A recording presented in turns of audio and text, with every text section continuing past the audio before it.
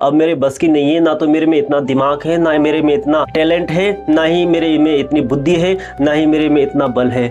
मैं निर्बल हूँ, कुछ भी नहीं है, मैं बिल्कुल खाली हूँ। अब क्या होगा मेरा? अब क्या होगा मेरे भविष्य का? अब क्या होगा मेरे परिवार का? कैसे मैं खर्चा चलाऊंगा? कैसे मैं दुकान का रेंट दूंगा? कैसे मेरा EMI का पैसा जाएगा? दोस्तों, ये सारी बातें जब मेरे दिमाग के अंदर आती थी तो मेरे दिमाग के जो तार थे ना, वो ब्लास्ट होने लग जाते थे अंदर से, जैसे किसी ने एटम बम डाल दिया हो, इस तरह से ब्लास्ट हो जाता था। नमस्कार दोस्तों, मैं सुरेंद्र नागर। जब जेब खाली होती है ना इंसान की, तो उसका मन कैसे विद्रोह करता है, इसी के ऊपर आज मैं ये वीडियो बनाने वाला हूँ। क्योंकि आज लगभग मैक्सिमम इंसानों की यही मनोदशा है कि जब वो पैसा नहीं होता है, जेब खाली होती है और चुनौतियाँ बड़ी होती है, जिम्मेदारियाँ ज़्यादा होती है, तो उनका जो मन है वो मन कैसे उनके अगेंस्ट होकर और उन्हें हताशा और निराशा और मानसिक प्रताड़ना का शिकार बनाता है। दोस्तों, इस वीडियो को आप पूरा देखना, क्योंकि इस वीडियो में मैं मेरे जीवंत उदाहरण आपको देकर समझाने की कोशिश करूंगा कि आपको क्या करना है, आपको ऐसी कंडीशन कैसे पैदा करनी है कि अगर आपके पास कुछ भी नहीं हो फिर भी आप शांत रहें, आप आगे बढ़ते रहें। 2025 का समय था और जब मैं इन सारी चीज़ों से बाहर निकल रहा था, जब इन सारी चीज़ों पे मैं काम कर रहा था, जैसे बहुत सारी बुराइयां मेरे जीवन में थी, उनसे मैं बाहर निकलने की कोशिश कर रहा था। और जब ईश्वर ने मेरी प्रार्थना सुनी, जब मैं उन सारी चीज़ों से बाहर निकला, एंड ऑफ द डे जब मैं सब जीवन में सब नॉर्मल होने लगा, तो ऐसा मैं खुद रेडीमेड गारमेंट की दुकान लगाता हूँ। वहाँ पे कभी कभी क्या होता था, जब मेरे पास ग्राहक नहीं होते थे, मैं उस कंडीशन की बात बता रहा हूँ जब मैं या तो निकल ही रहा था या नहीं निकल पाया था। उस समय की कंडीशन क्या होती थी मेरे साथ, जो आप अपने जीवन से रिलेट कर पाएंगे। दिन भर मैं दुकान पे बैठा, अगर एक भी कस्टमर नहीं आया, या अगर कस्टमर आए भी और वो उन्होंने कपड़े देखे मगर कपड़े परचेज नहीं किए, और शाम तक अगर पहुंची नहीं हुई, कभी कभी अगर मान लो ऐसा दिन भी आ गया जिस दिन कुछ भी पैसा नहीं आया, दोस्तों मेरा माइंड अंदर से इतना ज़्यादा विस्फोट होता था, इतना ज़्यादा ब्लास्ट होता था कि मतलब एक पागलपन की सीमा पे चला जाता था और सब कुछ सोच समझना जैसे बंद हो जाता है। सिर्फ एक ही धुन नजर आती है कि अब क्या होगा मेरा, अब क्या होगा मेरे भविष्य का, अब क्या होगा मेरे परिवार का, कैसे मैं खर्चा चलाऊंगा, कैसे मैं दुकान का रेंट दूंगा, कैसे मेरा EMI का पैसा जाएगा। दोस्तों, ये सारी बातें जब मेरे दिमाग के अंदर आती थी तो मेरे दिमाग के जो तार थे ना, वो ब्लास्ट होने लग जाते थे अंदर से, जैसे किसी ने एटम बम डाल दिया हो, इस तरह से ब्लास्ट हो जाता था। और वो जो ब्लास्ट होता था उसका जो रिजल्ट निकलता था, तो फिर मैं वापस उन गलत आदतों की तरफ चला जाता था, क्योंकि मेरी जो एनर्जी थी वो पूरी तरह से खत्म हो जाती थी इन सारी नेगेटिविटी में, इन सारी हताशा निराशा में, इन सारी मानसिक पीड़ा में। और जब मेरी एनर्जी खत्म हो जाती थी तो मैं सोता ही मेरे पैर उधर चले जाते थे, मैं उसी लूप होल में गिर जाता था और यही कंडीशन मेरी जिंदगी में आगे बढ़ रही थी। मगर जब मैं परमपिता परमात्मा के सामने सरेंडर हुआ और जब मैंने समझ लिया कि यार ये मेरी बस की नहीं है, मतलब इतना जब बोलते हैं ना कि इंसान का जब घाव बहुत बड़ा हो जाता है, अंदर का घाव जब वो सब जगह से टूट जाता है, बिखर जाता है, इतने सालों के प्रयास के बाद भी अगर उसे रिजल्ट नहीं मिलता है तो वो टूट जाता है, वैसे मैं टूट के और बिखर गया था। और मैं उस परमपिता परमात्मा के सामने पूर्णतः सरेंडर हो गया था कि हे ईश्वर, अब तू संभाल ले इस गाड़ी को, अब मेरे बस की नहीं है। ना तो मेरे में इतना दिमाग है, ना मेरे में इतना टैलेंट है, ना ही मेरे में इतनी बुद्धि है, ना ही मेरे में इतना बल है। मैं निर्बल हूँ, कुछ भी नहीं है, मैं बिल्कुल खाली हूँ। अब जिंदगी ये तेरी है, जैसा चाहे वैसे तू चला। दोस्तों, उसी दिन से मेरे जीवन में वो महान परिवर्तन आना स्टार्ट हो गया था। धीरे धीरे चीज़ें सही हुई। फिर गुरुदेव मिले मुझे, प्रेमानंद जी महाराज, उन्होंने मुझे नाम जप का सपोर्ट दिया।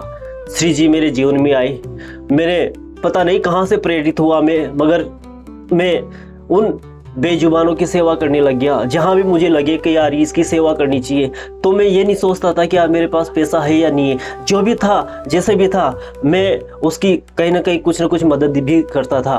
और डेली मैंने ये हैबिट बना ली।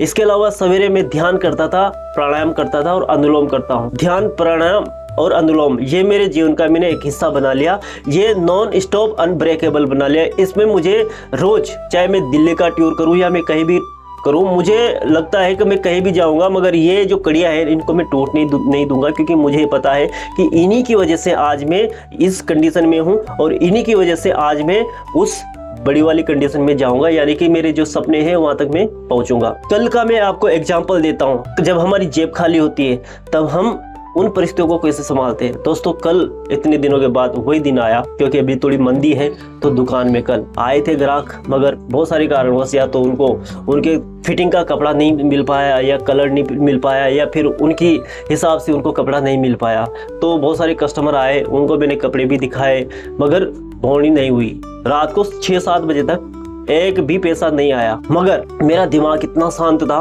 मतलब मुझे ऐसा लग ही नहीं रहा था कि यार कोई ब्लास्ट होने वाला है या कुछ चिंता फिक्र होने वाली है। इसके पीछे साइंटिफिक रीजन भी है और आध्यात्मिक रीजन भी है। साइंटिफिक रीजन क्या होता है, जो मैंने समझा है, हमारे दिमाग के अंदर एमिगडाला नाम का जो एक जगह है दिमाग की, वहां पर पहले उसे वो एक्टिवेट हो जाता था, वो बिना पूछे इतना एक्टिवेट हो जाता था। जैसे वो एक्टिवेट होता था, कोर्टिसोल नामक का एक ऐसा रसायन है वो पैदा करता था जो चिंता का कारण बनता था, जो डर का कारण बनता था। मैं समझ नहीं पाता था कि चिंता और डर कैसे आ रही है, शायद वो इसी का परिणाम था। जब मैंने इसको समझा, पहले ज्यादा एक्टिवेट रहता था, हर जगह पे वो एक्टिवेट रहता था और मुझे चिंता और फिक्र में डालता रहता था। मगर जब मैंने ध्यान और प्राणायाम किया, जब मैं नाम जप पे आया, जब मैंने सेवा भाव स्टार्ट किया, जब इन सारी चीजों से मैं जुड़ा, तो जो एमिगडाला है वो उसकी मात्रा घटने लग गई और जो प्रीफ्रंटल कॉर्टेक्स है उसकी मात्रा बढ़ने लग गई। यानी कि ये सारी चीजें आपका जो प्रीफ्रंटल कॉर्टेक्स है उसको मजबूत बनाता है।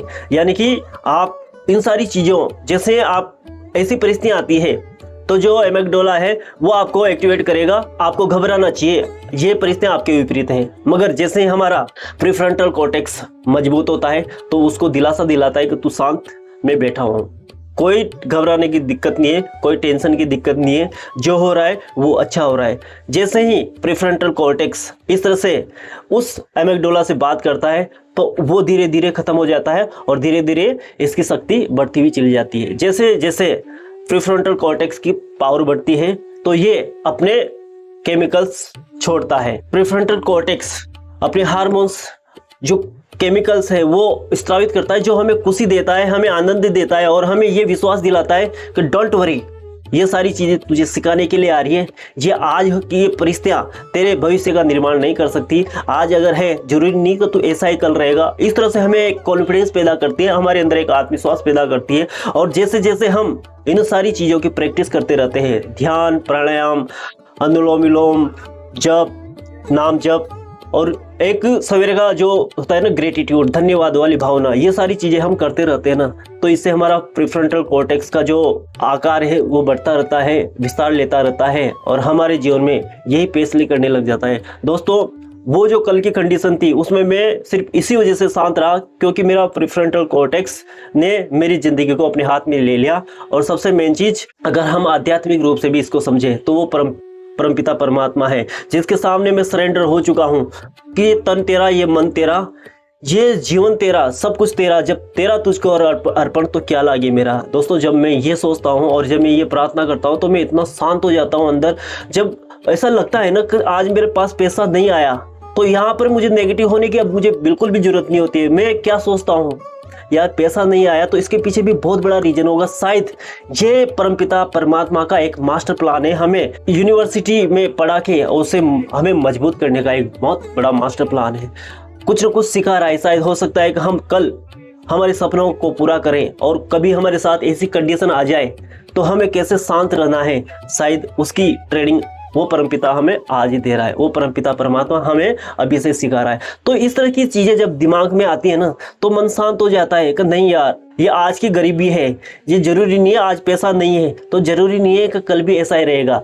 आज भी अगर इस कंडीशन में भी अगर हम हमारे सेवा भाव को अगर जारी रख रहे हैं, हम सारी एक्टिविटीज को जारी रख रहे हैं, तो हमारा जो सबकॉन्शियस माइंड है उसके अंदर ये चीजें जाती है कि यार नागर तू बहुत पैसे वाला है, इस कंडीशन में भी इन जीवों की तू सेवा कर रहा है, गरीबों की तू सेवा कर रहा है। अगर दुकान में कोई ऐसा आ जाता है मांगने वाला और मुझे लगता है कि इसकी हेल्प करना चाहिए तो फिर मैं वहाँ ये नहीं सोचता हूँ, वहाँ लॉजिक नहीं लगाता हूँ, दिमाग नहीं लगाता हूँ कि यार मेरे नुकसान हो रहा है, मैं उसको कुछ हेल्प भी करता हूँ और मैं मेरे श्रद्धा से कुछ कपड़े भी उसको दे देता हूँ।